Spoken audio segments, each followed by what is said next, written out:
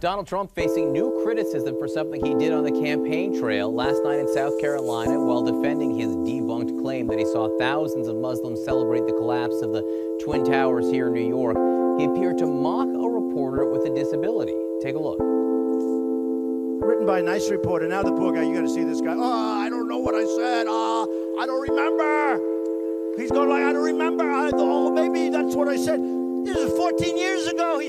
They didn't do a retraction. That reporter he is talking about is Serge Kovaleski, who now works for the New York Times. As you can see right there, he suffers from a chronic condition that impairs movement of his arms. The Times spokesman says they find it outrageous that Trump would ridicule the man's appearance. Looks like Joe Biden has stuck his foot all the way in his mouth. Uh-oh, I'm in trouble. In an interview with the Breakfast Club co-host Charlemagne, the presidential hopeful made an egregious comment that has people questioning if he's worthy of their vote. Towards the end of the almost 20-minute interview, Charlemagne touched on an issue of great concern. Who will be Joe's running mate? Black people saved your political life in the primaries this year. They have things they want from you, and one of them is a black woman running mate. What do you say to them? What I say to them is that I'm not acknowledging anybody who is being considered, but I guarantee you there are multiple black women being considered.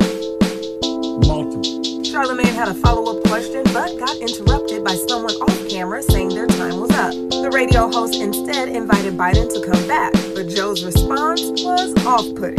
Listen, you got to come see us when you come to New York, VP Biden. I will. It's a long way until November. We got more questions. You got more questions, but I tell you, if you have a problem figuring out whether you're for me or Trump, then you ain't black. Donald Trump wasn't the only one making questionable statements tonight. Listen to Secretary Clinton at a fundraiser here in New York. Be grossly generalistic. You could put half of Trump's supporters into what I call the basket of deplorables.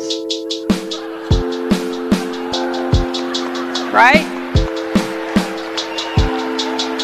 The racist, sexist, homophobic, xenophobic, Islamophobic, you name it.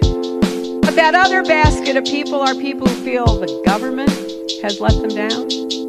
The economy has let them down. Nobody cares about them.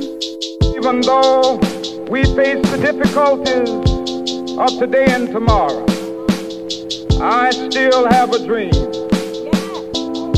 It is a dream deeply rooted in the American dream. I have a dream that one day this nation will rise up and live out the true meaning of its creed. We hold these truths to be self-evident, that all men are created equal.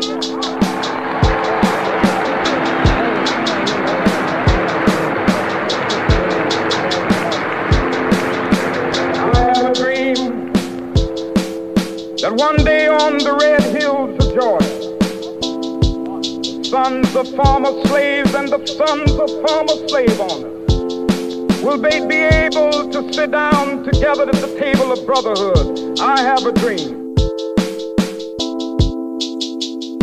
Martin had a dream, I have a dream that we can unite under one flag, one nation under God. It feels like these politicians seem to have forgotten, trying to divide us so we can't unite as one, so we can't fight for what's right, for what's just. They throw out all these distractions, social media, sports, entertainment, and we give all our attention and reactions while we bomb countless countries and kill thousands. QAnon, Black Lives Matter, Antifa, they label us in these factions. We should all come together as one people and call them all out on the bullshit once and for all. When people die cause they can't pay the bills, teenagers are so depressed they rely on the weed and the pills. Why the fuck are veterans sleeping out on the street? Why the fuck are there so many kids without enough to eat? It shouldn't matter if you vote for the red or the D. We won't let them erase us from history. So I'm asking you to stand with me against the corruption, so we can all be at peace and so we can all live